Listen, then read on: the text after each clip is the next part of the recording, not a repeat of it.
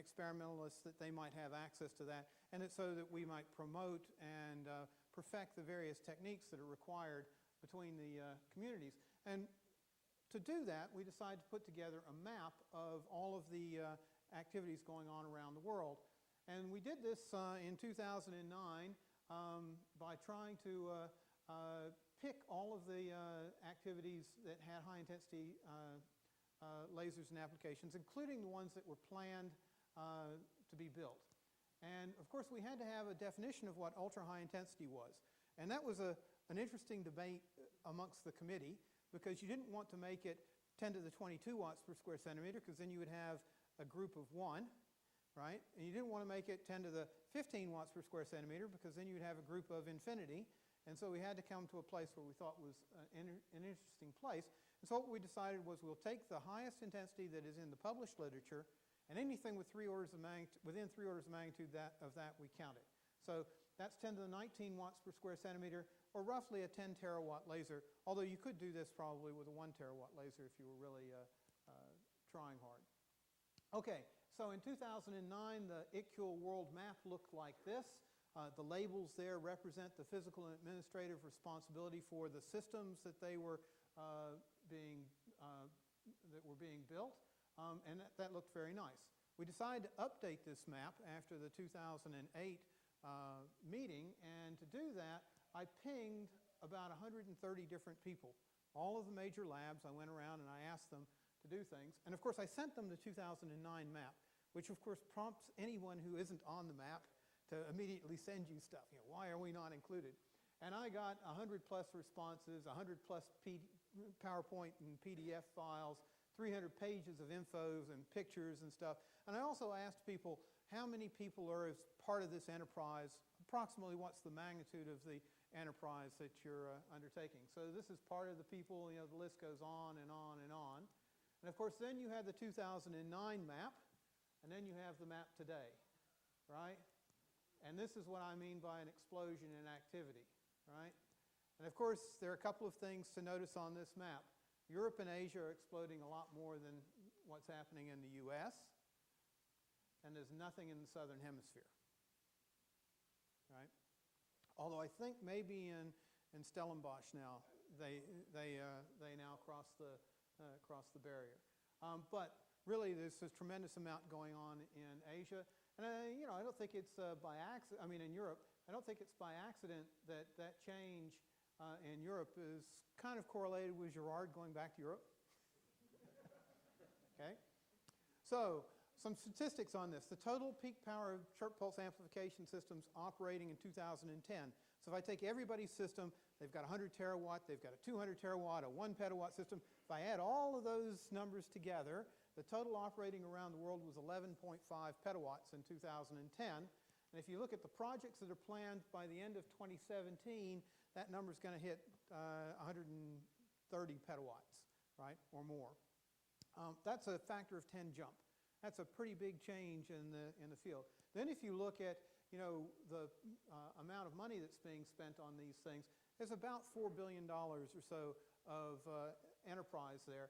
And from the numbers that people sent me, you would expect there's something like 1,600 people. So that's summing the numbers of people that they sent. But 1,600 people doesn't sound exactly right to me, because that sounds like about 12 or 11 or 12 people per petawatt, and I think that's a bit low for people who deal with big laser systems. So there is an education problem in this area, and the Europeans have actually recognized that and have been putting money into that activity. And then these estimates didn't include the megajoule lasers like the NIF laser at Livermore, which actually is 500 terawatts of peak power in the blue, or the laser megajoule in France, and it didn't include any of the exawatt scale projects, but I'll talk about those maybe at the very end here.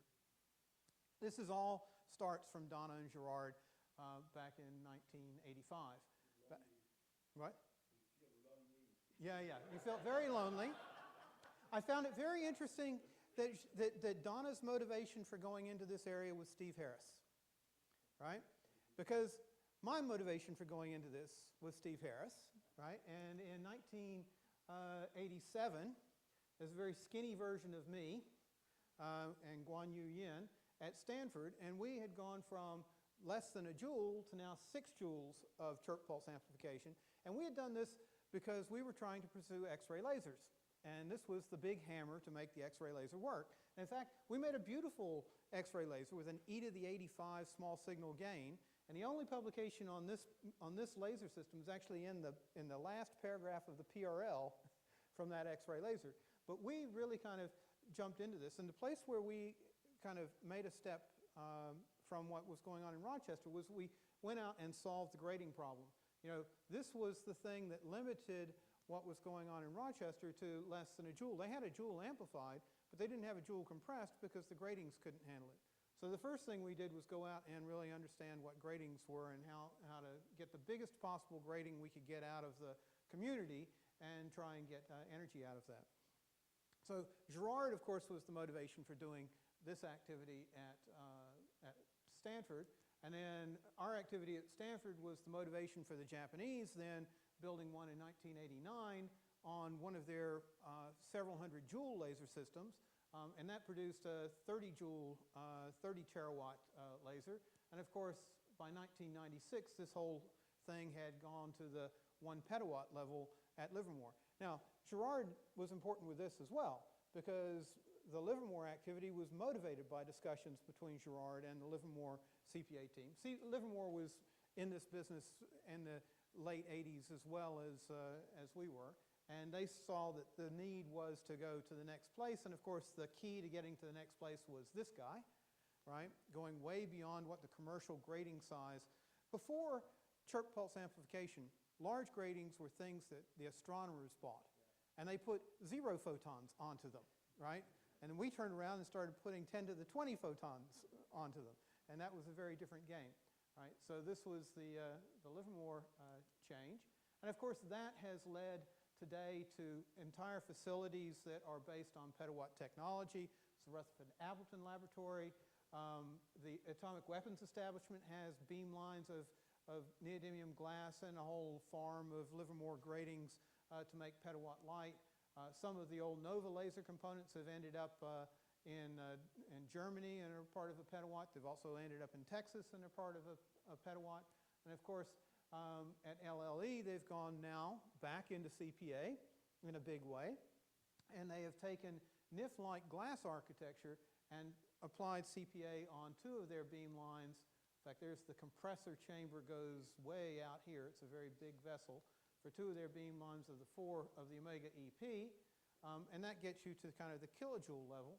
And at Livermore, we're starting to commission now this year the advanced radiographic capability petawatt, which takes 4 beam lines of the 192 beam lines of NIF and does chirp pulse amplification on it. It uses dielectric gratings of meter scale that have 95 to 98% diffraction efficiency and compresses them in what looks big but is actually compact if you look at the scale of the Nova petawatt compressor. And that might get us eventually to 10 kilojoules and 10 picoseconds out of one beamline system. So if you look at the neodymium glass-based systems around the world today, you can see them here. And of course, if you look at the ultra-high intensity laser map, it looks like that. And really what you're seeing is that most of the systems around the world are now based on Ti-Sapphire. Right? If you're trying to build these high-intensity systems, they're based on Ti-Sapphire. Gèrard was back there at the beginning of Ti-Sapphire as well when he was at Michigan. They were at the 100 femtosecond level in kilohertz.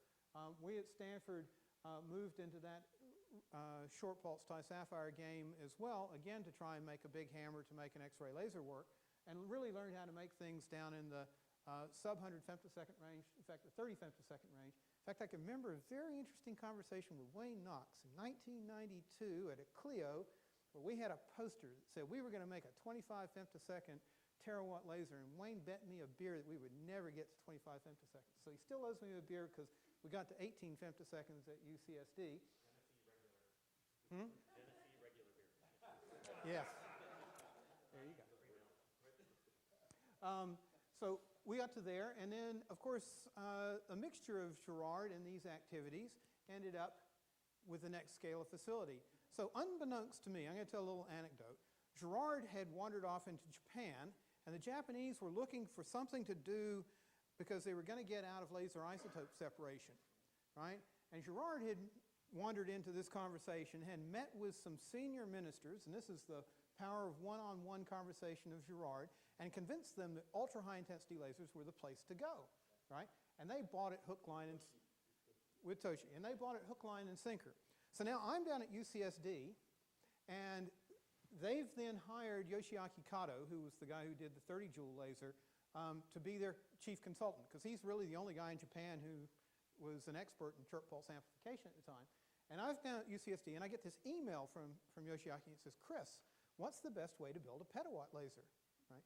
And this is 1994. There's no petawatt laser at Livermore at that time. And that was the sum of the email. This is very strange. So I wrote back, and I said, well, Yoshiaki, it depends on what you want to do with this laser, right? And the answer he sent back said everything about Gérard's power of persuasion.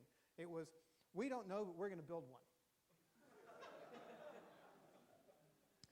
So, you know, I responded, I said, well, in that case, I can't tell you what the right way to build one is, but if I were going to build one, you should build it based on an extension of what we've done at this very short 15 femtosecond class range. And they, you know, did that. They actually put together this 830 terawatt system based on Thai sapphire at UCSD, at Kizu. They brought the chief laser scientist to UCSD for a year, and we collaborated with them. So it was really, you know, Gèrard was a wonderful story that I didn't find out until much later how that happened.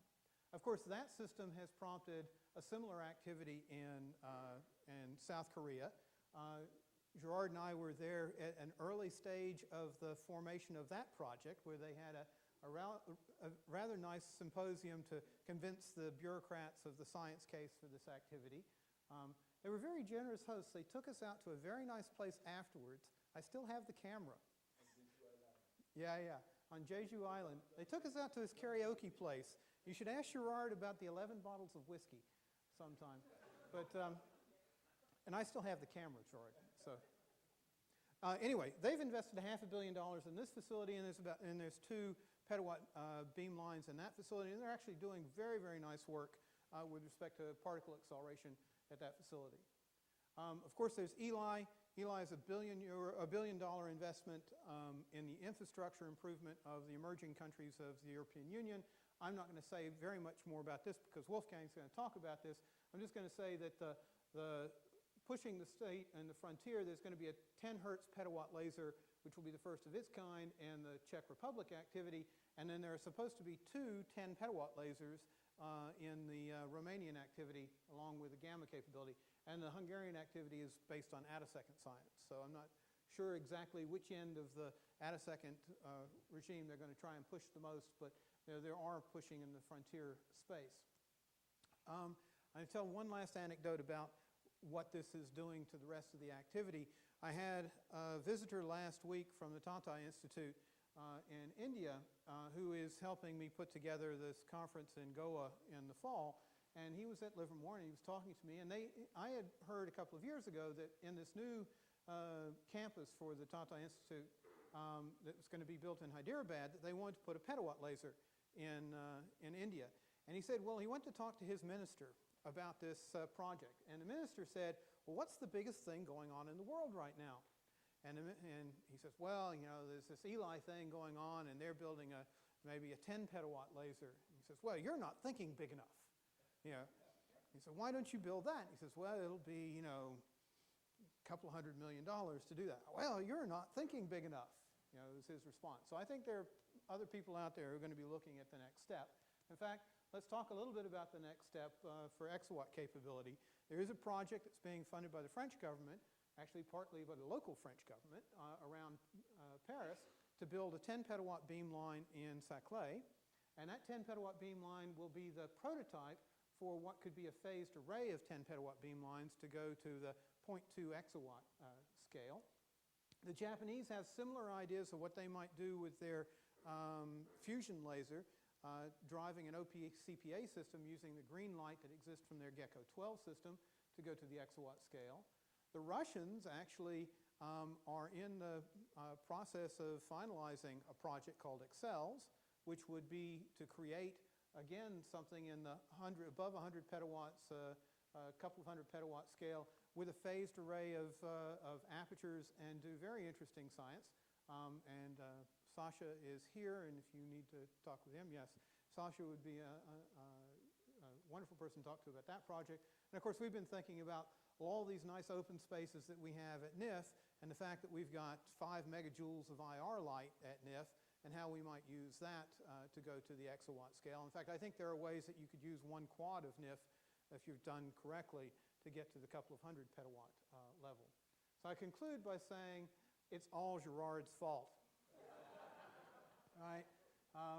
You know, all of this stuff in some way or another comes back to Gèrard.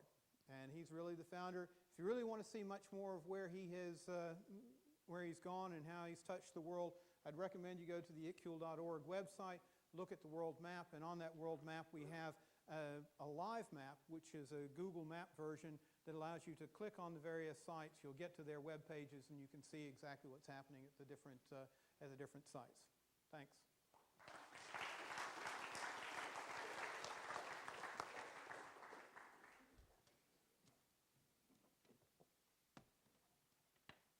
Thanks very much, Chris.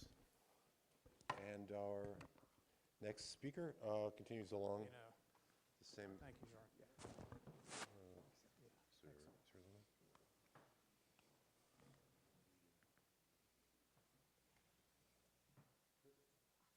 I got it. You don't need a microphone for Todd. Good Lord. I'm not going to need that. Kidding? Okay, our next speaker is Professor Todd Ditmire from University of Texas, director of the Texas Center for High Intensity Laser Science, I think. Close enough. Okay. We're talking also about his perspectives on the path towards exawatt lasers.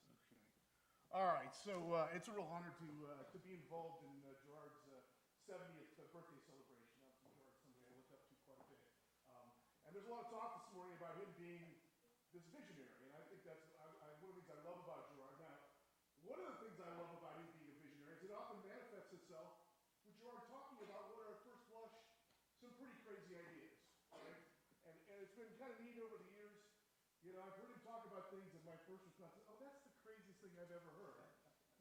And then, you know, you think about it and it turns out the guy is right, okay? And so, you know, the comments this morning, Gèrard, I know, has moved on. He's talking about megajoule fiber lasers and what have you. But 15 years ago, he started talking about building an exawatt laser. And he said, we can build an exawatt laser with the technology we have now. Now, when I first heard this 15 years ago, he had just built a petawatt Livermore. Craziest idea I've ever heard. But you know what? Since then, it has really captured my imagination. And this is the next barrier from the standpoint of high fields. And so I want to talk a little bit about how we might get there. And I want to talk about how we might get there on the time scale that we can celebrate Gèrard's 80th birthday at the exawatt facility.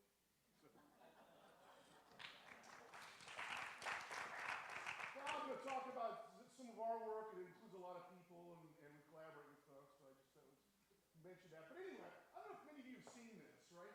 So this, you don't have to speak French to understand what this paper is all about, right? Now let me draw your attention to the date, okay? That's 1987. Now, if you know the history, right, in 1987, I mean, this had to have been, within months of you getting a terawatt. Now here's a guy, he's within months of getting just a terawatt, and he's publishing a paper talking about moving to a petawatt. That's the craziest, if I was the referee of this paper, I'd say, this is the craziest thing I've ever heard. Okay? IEEE would let us do it. We tried to get that title into IEEE and they said no. Yeah. Well, guess who gets the last laugh? A mere 8 years later, we have a petawatt, right? And these days, there are petawatts, as you've seen, all over the world, okay? I mean, here was a crazy idea that wasn't crazy at all, okay? And so, the same thing, of course, he starts talking some time ago, we build these big lasers around Europe. Well, we know what's happening there, right? You know, we see papers like this talking about exawatts and zettawatt. Look, this is not crazy. We need to start talking now about how we build one of these facilities, okay? So anyway, I have my one obligatory picture of Gèrard. This is exciting. Now, mind you, I'm sorry, I clicked this photo before Gèrard took his shirt off. So, but we were in Romania a few months together, and a few months ago together, and this is Gèrard seeing for the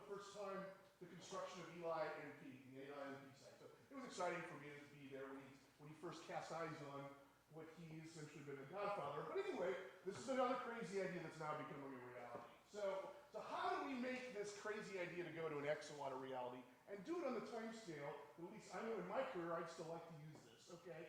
I won't talk about the science case, there's been much talk about the science case for an exawatt laser, prompted mainly because of, Gèrard talking about this 15 years ago. It says, we can build this laser. And so, there's all kinds of neat stuff people are talking about now, which include some very exotic things. And I hope that in the not too distant future we can look at that. Okay, how do we get there? Chris had a view graph on this, but I kind of want to spend a little more time talking about my view about how to get to an exawatt. It's not the only way, but it is a way I think that is the most direct path in terms of time scale and requiring the minimum amount of technology development. Okay, so, they say there are two kinds of people, those who group people into two groups and those who don't, okay? I fall in the former category. So, I look at the map of the sort of facility. So this is my way of plotting it. So this is a phase-space map of the energy of a laser and the pulse duration. And this isn't exhaustive, of course, but this is kind of a smattering. And I look at this and I see essentially two categories of big lasers. Particularly as we move up these ISO power contours, they essentially are neodymium glass lasers and lasers pumped by neodymium glass lasers. Okay, you're starting to see a theme evolve here. Okay, how we get up here is not clear. Okay, and there are many ideas about that. But when you look at this phase-space map and you say what's common to all of these systems appear to be high-energy neodymium glass lasers, seems like that's what we should be looking at. Okay, so look, Gèrard knew right from the beginning that neodymium glass had unique characteristics which were, for the most part, well suited to this push to higher power. So, high energy, a good energy storage medium, right? High saturation fluid. Reasonably broad bandwidth, okay? Can be made in large sizes, okay? This was apparent from the beginning. There's this famous paper of the first tabletop terawatt, but of course, there's glass in here in this old antiquated graphic. So anyway, okay, so the thing about it, as you saw, as Chris mentioned, for the most part, these big facilities are falling down into either being direct CPA in glass or CPA in anti-sapphire. And of course, the vast majority of CPA systems around the world obviously are sapphire for a variety of reasons. On a tabletop scale, there's a lot of advantages, but I'm not talking about tabletop lasers. I want to build an exawatt, okay? So it is not clear that this is the right way to go. Here's a picture I ripped off from Victor Yanofsky. I love this, but this shows a piece of sapphire. It costs considerably more than $50, of course, at that spatial scale. It looks like at the time being there is a real limit to the size of sapphire that can be drawn. I don't know if it's a fundamental limit, but that is a new technology that we need to be developed to go beyond, say, 15 or 16 centimeters, okay? Now, with glass, we don't have that problem, right? Great thing about glass, we make it the size of windows in our home, right? And so here's a picture of NIF glass, LG 770. Actually, this is a Hoya picture, but anyway, of NIF glass being grown. These are some of the known amplifiers we use in Texas. But anyway, with glass, in terms of aperture, sky's the limit, okay? So, you get high energy. The other thing we like about glass is that, again, if we're trying to think about how to do something simply and straightforwardly and not break the bank, of course, glass is a long lifetime. It can be flash lamp pumps. It's got absorption bands. Great. For Sapphire, of course, we use another laser pump. So, all the elements are there. There's a couple of problems, okay? First, the bandwidth of glass is not enormous, right? And so, for the most part, CPA lasers based on glass tend to have pulse durations limited to about 400 femtoseconds, okay? So, it turns out that you can cut the corner here a little bit if you take advantage of the fact that there are various glasses available. In fact, the first glass laser, the first CPA laser, actually used silicate glass, right? So you've seen it with the YAG laser. So silicate has a peak cross-section which is slightly redder than phosphate glass, which is what's in NIF and NOVA and all the glasses we're used to. So you can imagine if you combine these two, you might pick up a little bit more bandwidth, okay? Shortening the pulse means lowering the energy in here if we're going to build an exawatt. We're up against a big laser, which means a lot of money. Lower energy is better. So this is the route we've taken in Texas. I won't go into the details on this. But the idea was to mix two different kinds of glasses, silicate and phosphate, to broaden the bandwidth so that we could run the laser at about 150 femtoseconds instead of 400 femtoseconds. Okay, already there's a factor of 2.5 in energy required to reach a certain power. Okay, and there's science reasons why we wanted a 100 femtosecond laser. But anyway, back to that and what we need to do to make it excellent. But okay, so now we go to the next step. We talk about these 10 petawatt lasers. As I mentioned, the common theme is everywhere, including the Sapphire-based systems like the Apollon laser in France. You'll see tucked away there, there's all this fancy diagram. This little green 1.5 kilojoule glass laser. One little box here. This is a big glass laser. Look at this. This is the Rutherford proposal for a 10 petawatt laser, kilojoule glass laser. Okay. The Czechs are talking about a 10 petawatt laser based on glass. It's a kilojoule glass laser. Okay. So brings us to the second problem with building a laser out of glass, which is who wants a laser that fires once every hour? Nobody cares about that anymore. I mean, that's single shot facilities are so 1985. Okay. So look, well, why is that a problem? Well, if you look at the standard architecture for large glass systems, they're all based on basically the same idea, which dates from the 1970s, which are slabs of glass running at a booster angle. And you ask, how are they cooled? And the answer is, they're not. Okay? So for 30 years, people have been building big glass lasers, and nobody has really put any substantial amount of work to ask, is there any way to cool these slabs so that we can get a rep rate that is more reasonable and up to what the scientists require if we're going to build a big system like Xbox? So anyway, so the question I pose is there a way to re-engineer systems like this so that they can be modularized and they can be cool, because that's what we're going to want for Xbox. Now, mind you, this technology is so old, this picture was taken before there was color photography. Okay, so I think we've been kicking around, and this is something that we proposed for the Apollon pump laser, and so of course immediately I went to Gèrard and talked to him about this. He says, what, you're going to flow fluid up the faces of the glass? I don't believe you can get a pulse through the fluid. So one of my great triumphant moments was going back to his office. You remember this? And I showed you the data for the first time and showed that we were getting a good beam. Anyway, that was a great moment for me, because I was coming back and talking about it. But then I knew we've been looking at this. Look, we're not, if an EXO, if we're going to build an EXO, it doesn't have to be a high average power laser. We just want enough shots per day to do real science. Okay? So we don't have to push average power. We just need to get heat out somehow so that we're not limited to 6 shots a day, which is what I have on my system, for example, in Texas. So the idea we've been looking at is, can you flow fluid, some coolant, up the face in a laminar flow so that the coolant essentially becomes an optic you transmit the laser to. So now imagine a system where you have windows which can now be AR coated, so this doesn't have to be a booster angle anymore. Okay? You flow fluid in a thin layer, so remember, we're not trying to push the average power. You get some of the heat out. Now the thermal gradients are along the thin direction of the slab. You flow the coolant up, and now you can imagine dramatically increasing the rep rate. So we've been pursuing this. We designed a particular solution. Okay, this is not necessarily the best solution, but this is for the Apollon pump laser now. This is an amplifier which has an 18 centimeter aperture. Okay, so it's essentially a kilojoule class amplifier, which can fire at 0.1 hertz. Okay, so think about that for a moment. But anyway, we developed this for the Apple. This shows you kind of an engineering drawing. I'll show you a little picture in a second. But anyway, we also wanted to get away from the other large facility aspects of glass lasers where we needed very high voltage pulse power to drive long arc length lamps. So we changed the geometry from that picture I showed you, the little black and white, to use smaller bore and main flash lamps, okay, or vertically, so that this is a little more manageable in terms of the pulse power. It's not a very good photo, but I love this. This shows the bubbles flowing up in nice laminar flow lines. This is a calculation in an amplifier, okay? So we've done a lot of work on this. I didn't bring the data, but this works, okay? And I have Gèrard has seen the data, so he's hopefully not going to ask me tough questions about it.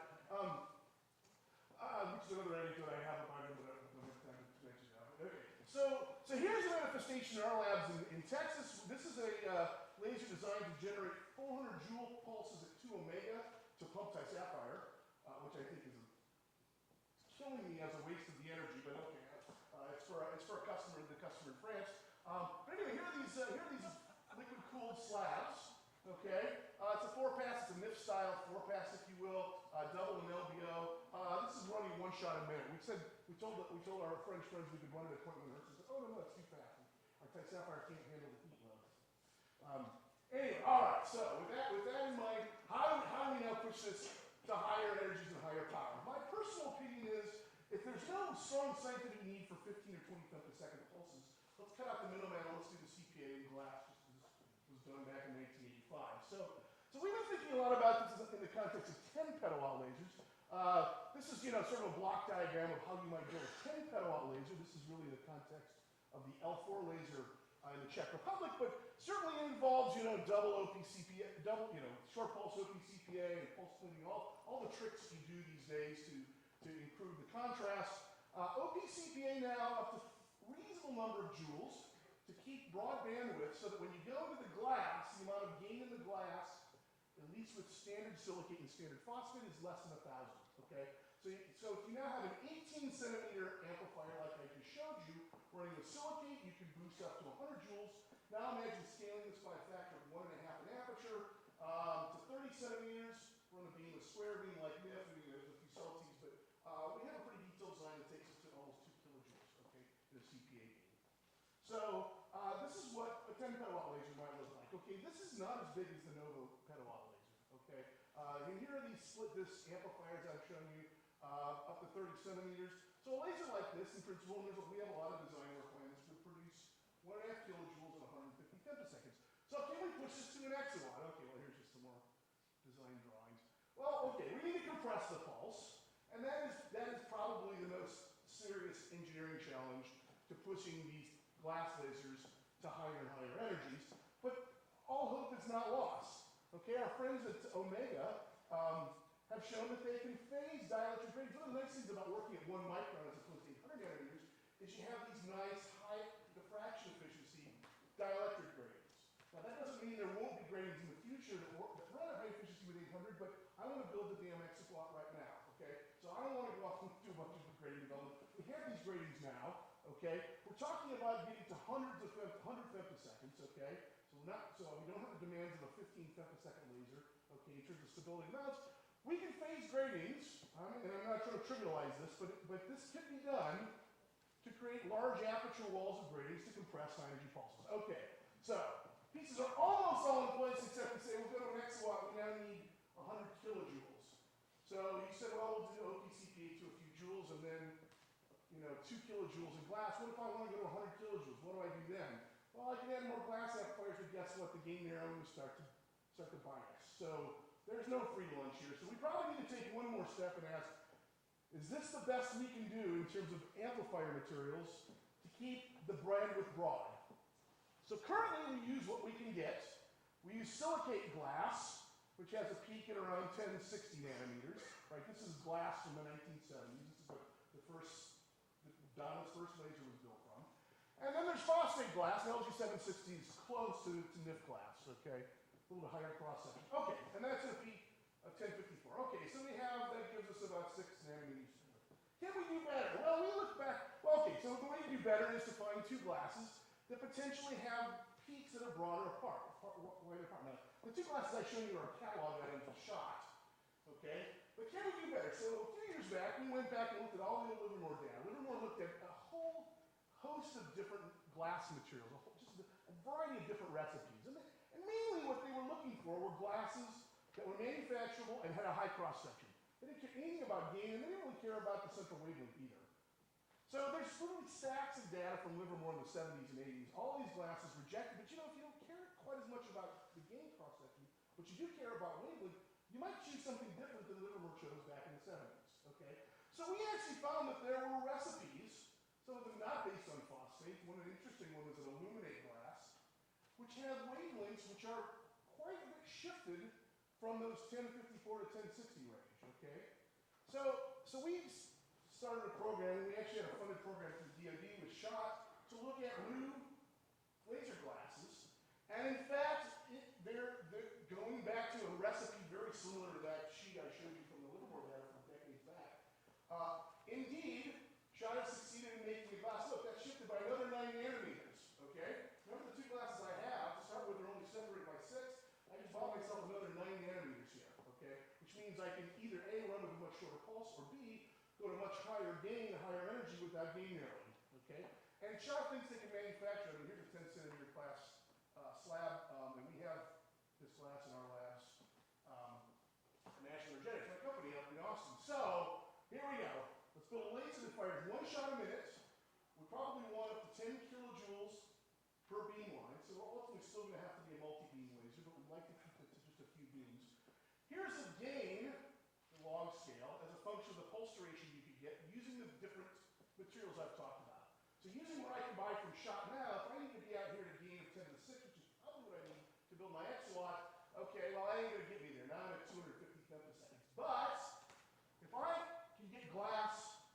shot, and we don't need it at the final, remember, it's mixing glass, so the final aperture is still phosphate, it's still NIF-style glass.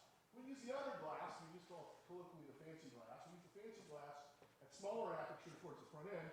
Here's the way I build this laser. I run with a gain of 10 to the 6, which is quite a bit higher than we do in Texas, right? Like I said, we only run at a gain of 10 to the 2 in Texas. The 10 petawatt laser at L4, we probably run about 10 to the 3. We have 10 to the 16 glass, but with the new glasses, we can still run at 100 femtoseconds, okay? So here's what the next one would look like. You know, it's standard CPA, pre-shape the spectrum, do LP-CPA up to a few joules. We already know how to do that, done, right? I can build this today, okay? I amplify in disc amplifiers, we've done that, and if you can live without rep rate, I would argue that the amplifiers you just buy right now, but I think we can do better, okay? We phase gratings, and I'm not trying to trivialize that, but I actually think this is an engineering problem and not a physics problem, okay? And so, you know, the size of this laser probably wouldn't be that dramatically different than, say, beamlet laser, okay? Which is 40 centimeter, these 40 centimeter NIF slabs. Each beam line would run up to 10 kilojoules and look something like this. So PCPA up to a few joules, okay? Fancy glass, shifted glass, phosphate glass, and maybe a NIF style architecture. I'd like to liquid cool these so I can fire once a minute, or I mean, liquefy an X-watt laser, I'll take once every 10 minutes, okay? And then into a phased array of gratings. So each beam line would be something like 15 kilojoules and 120 femtoseconds. Now you think about the size of, say, a NIF bundle of 8 beams, and this is smelling a lot like what we're after here. This is a power of 1 exawatt. This is not exawatt class. This would be an exawatt, right? So, you know, we can argue about what the best and fastest way to get there, but in my personal opinion, some variation of this approach is probably the most direct route to get to an exawatt of power at a reasonable rep rate on the time scale that we can celebrate Gèrard's 80th birthday at the facility. So, I think that brings things to an end here. I know we're running way over, so I'm going quickly here, but this just kind of summarizes various figures of merit of the kinds of approaches you might use to get a single beam line 100 petawatt laser. And if you take advantage of the fact you have MLD gratings, multi-layer dielectric gratings, to compress at 1 micron, I argue that this is actually the most compact way to do this as well. If you look at the beam size for a single 100 petawatt beam, because of this and the high efficiency, okay, maybe you can do better here at tight sapphire, but that requires some grating development. This is going to be the way to go. And in fact, because of this, it's not clear that this isn't also the least expensive way to get there as well. So anyway, just some thoughts on where we go so we can realize this vision. You know, we want to continue developing liquid cooling so that we have reasonable rep rates. The new materials, we've seen that the materials have the bandwidth that we need. We just need to make sure they're manufacturable to the apertures that we need. In principle, shouldn't be a problem. It just does need some work. And of course, you know, the engineering problem of tiling large numbers of grading again is not trivial, but I do believe it's an engineering problem. So actually, my takeaway point is the way to reach this next visionary step may be to start with what Gèrard started with, CPA and medium glass. Maybe not sexy, but man, I think we'll get us there. So, anyway.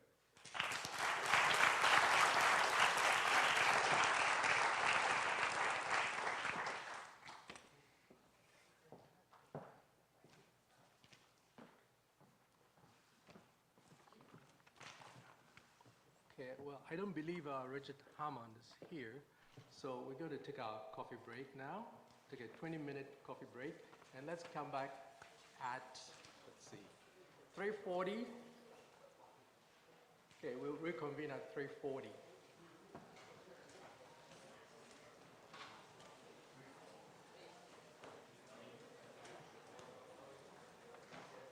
He didn't email you or anything? He sent me his talk.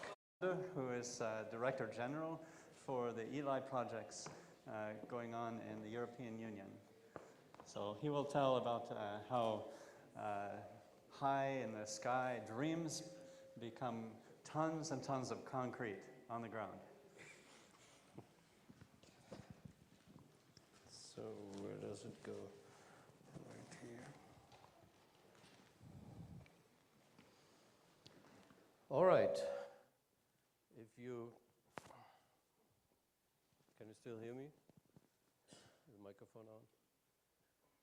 Well, actually, yes. If you calculate the tons, it's about 100,000 tons of concrete that are being poured right now, based on an early vision by someone we know. So, okay, thanks a lot. Yes, well, I'm very grateful to the organizers to be invited to this memorable event, and it's my great pleasure to tell you about one example where vision becomes reality, which is the European Extreme Light Infrastructure, also known as ELI. And I will tell you briefly what it is, where it came from, and where we intend to go in the near future. So there is an historic document. And if you look very carefully somewhere here in the middle of the list of authors, there's Gèrard Mourou, but of course he's the driving force behind it. This was around 2006, if I'm not completely mistaken. And it is a proposal, actually, to the European Union for a European extreme light infrastructure. And I'm just flashing the first part of the abstract, saying that ELI will be the first infrastructure dedicated to the fundamental study of laser-matter interactions in a new and unsurpassed regime of laser intensity, the ultra-relativistic regime up to beyond 10 to the 23. At its center will be an exawatt laser 1,000 times more powerful than either the laser megajoule or the National Ignition Facility, and so on and so on. So, this is not really how it started. I will tell you even the steps before that. But this is the introduction to the next few slides, where I will try to give you a flavor of ELI before I get back to its birth process. So at the moment, almost 10 years later, we do have the project, and it has, besides what the scientific aim is, it has a number of additional political, financial, and socio-economic implications, which make it a really exciting project, even more than what Gèrard was anticipating at the time when he thought about the science. So, but in fact, it is, according to what we have, it is the first international laser research infrastructure, providing unique research opportunities to international users. And I usually tell politicians and prime ministers, when they want to know from me, especially from the host countries, what is ELI? Then I tell them, well, it's the CERN of laser research, which makes them really satisfied and proud and everything. And in order to make them even more satisfied, I keep telling, well, you know, 30 years from now, when somebody asks you what is CERN, you can proudly say, well, it's like ELI, but in high energy physics. So ELI is difficult or a challenge because it's a distributed research infrastructure, which was not originally envisioned by Gèrard, but turned out to be. Initially, right now, based on 3 facilities in the Czech Republic, Hungary, and Romania. And as such, it is the first big international European project, I explain what S3 is in a minute, to be implemented in the new EU member states, those who joined the European Union after 2004, and those who don't have any experience with setting up international big research projects. And to make it complete, the basket of challenges, it is pioneering a new funding model which combines so-called structural funds, which are regional development funds, usually used to build bridges, railroads, highways, and train stations, and whatever you think. Here, for the first time ever, they are used to build an international research facility, not only in these member states, but for the first time in the European Union ever, for the construction. Then later, to make it not too easy, the operation will be funded by a newly to be formed consortium of EU member states and others, and I'm inviting all your governments to enter into negotiations to contribute to this, much like they contribute to CERN. And this consortium will fund the operation of ELI. So, each of these challenges would be enough, but in their entity they are really exciting. So, having these three sites, we do have three complementary but still unified scientific missions. And it has been said before, and I don't want to go into any more details, that in Hungary they will focus on attosecond science in new regimes, and near Prague, the high energy beam facility will basically explore all the potential of secondary beams of high repetition rate petawatt lasers. And in Magurele, near Bucharest in Romania, the nuclear physics facility ELI-NP will have 2 ultra-intense lasers and an ultra-brilliant gamma beam coming from Compton backscattering of a 100 terawatt laser with a conventional electron accelerator to do new domains of nuclear science. And then there is the famous fourth pillar of ELI, ultra-high field science, the original vision of the exawatt laser of Gèrard. This is clearly on the roadmap, but will be decided after we have gained some experience with those lasers. And maybe we can take into account new developments like the ones you just heard from Todd Ditmire on the way to exawatts. So the question is, why now? Why does this all come up now? Why here? Here meaning in Europe, so this is a talk. And how will it be implemented? So why just 50 years after the invention of the laser? You see Theodore Mayman there with a small laser, and that's how it all started.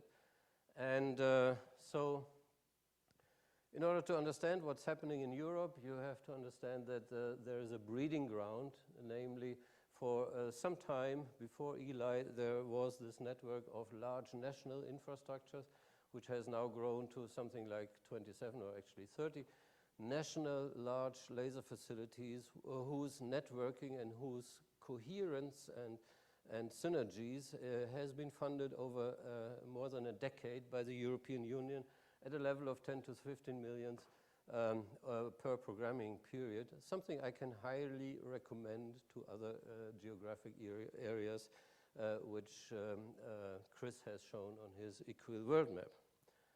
So this is something which is very successful, and many of the labs are among those that Chris has also shown there. So there is some familiarity with high power lasers and some familiarity with working together very fruitfully on a larger scale, actually on a global, almost global scale.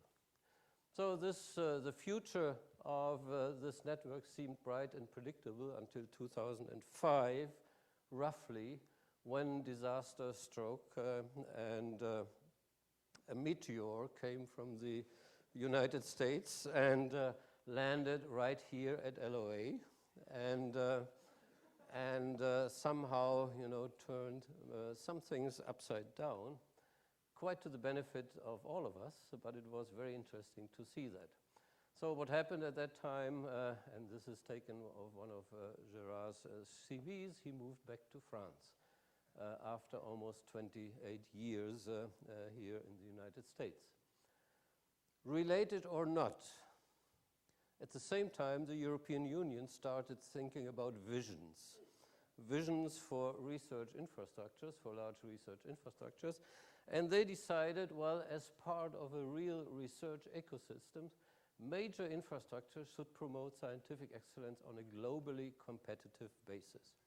So the European Union made a conscious strategic decision to actually support large infrastructures across all areas. And the process behind was the S3 process, the European Strategy Forum for Research Infrastructures.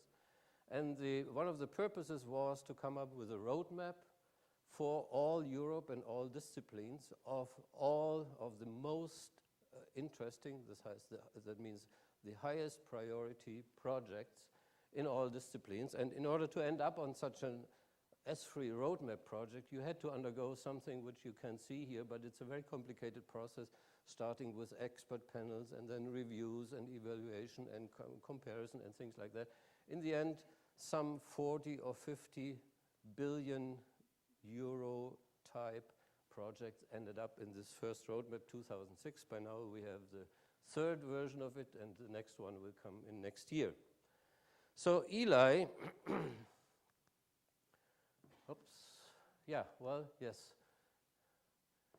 This is an example where it's good to have a roadmap, Gèrard. Do you remember? Do you remember that? And probably some of you remember that also. That picture was not taken from a surveillance camera having a lonely passenger, a lonely person, asking the way to a place. No, it was taken out of a bus with all the conference participants. And the bus had gotten lost. And there was no roadmap for a bus driver and no roadmap for anyone, but so Gèrard got out of the bus and asked some, asked some people where it was. So there were 3 buses, they all had gotten lost, and we were late by about 2 or 3 hours to the dinner. But anyway. Is this a sword in his hand? No, this is a sheet of paper where no. He's very peaceful. I mean, yeah. He wanted to get a result out of the driver, yeah. So. Yeah, I know. So, I mean. The way you look at it, it could be very compromising. You present it. You. I was wondering if that was asking something. No, but you were helping the conference. I mean, this. I was thinking about something else. No, okay. Okay, let's discuss that later, yeah, okay.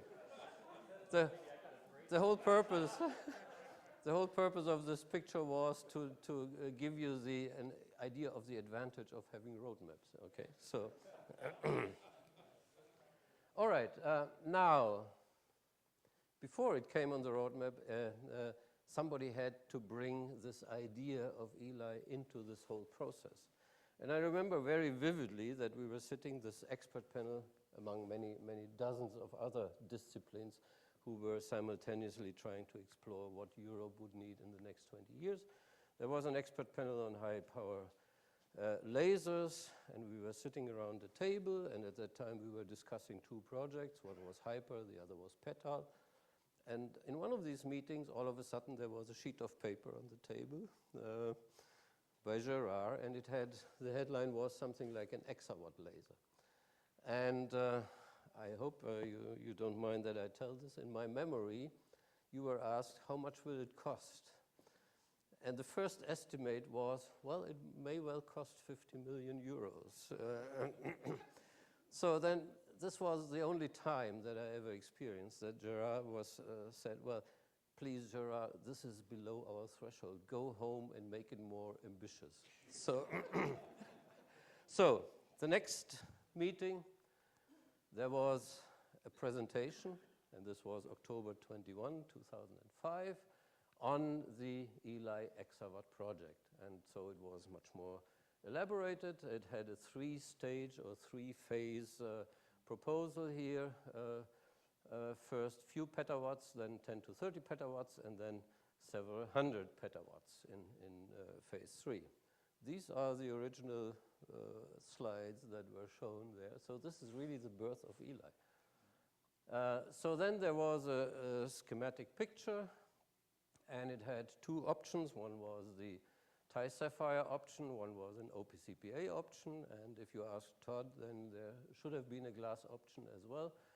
And maybe in the future. And here you see it all looked fairly simple, okay? So this was the This is the front end, and then there comes the booster amplifier, and again CPA, Ti-Sapphire or OPCPA, and then the first numbers of mega euros started to appear, and then in the end we easily get to 10 to the 23 watts per square centimeter. And the whole thing still was very cheap, so it was about 120 million euros.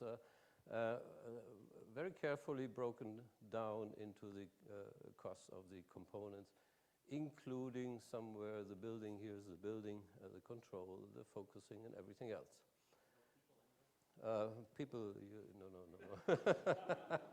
Well, I guess I don't know. Maybe there was no staff cost. Anyway, that was how it was at that point, and all that count is it made it on the S3 roadmap.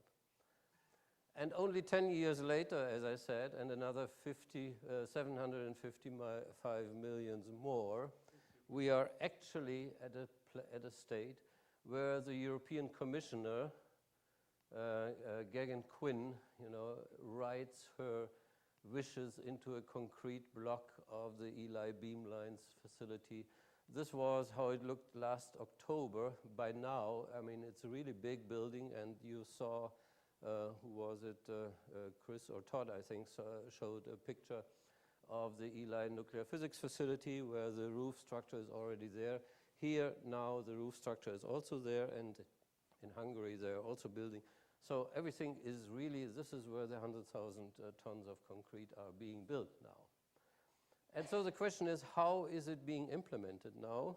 Not as a single facility, but for political and other reasons, but also to the benefit of a much larger user community. It has 3 sites, which are of course not independent.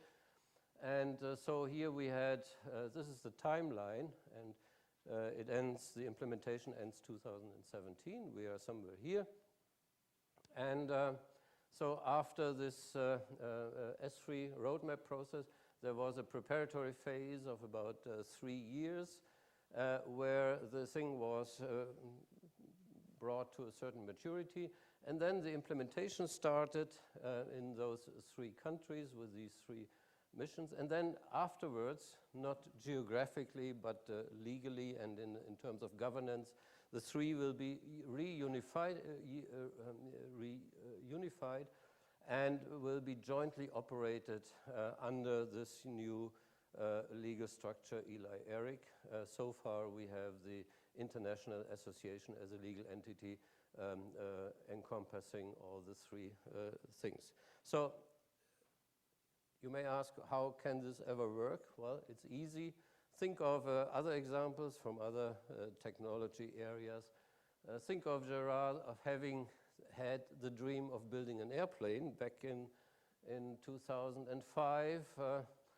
Then, of course, the way how this airplane is being built is that the fuselage is built in the Czech Republic, the wings in Hungary, and the engine and the tail in Romania. And in the end, it is an airplane. If you compare it to the first one was a Boeing, and this is an Airbus, so that tells that Gérard's origin in the beginning was still somewhat US-oriented, whereas in the end it turned out as a European project. Yeah, so that's the idea, and we are pretty confident that it works. Here is the financial structure. There were about 6 million in the preparatory phase, 850 or closer to 900 now million euros, so it will be roughly $1 billion when it's finished in the implementation. And then we need 60 to 80 million per year, or maybe 100 million per year for the operation. And that's, building this consortium is now the challenge that we are facing right at the moment. So what is the present status? You see in the 3 countries, I'll flash one picture each. You've seen the picture of the buildings there. These are not architectural dreams anymore. This is the final design of the buildings. This is how they will look like. In Hungary, for instance, this is where the lasers will be. Here, the laboratories and the offices. And here is a golden structure. You see some kind of a round structure inside this glass surrounding and this structure is an auditorium called the brain. Empty most of the times, but it's called the but it's called the brain. So here you see the total cost, and here you see some key features, but they are very similar for the four structures.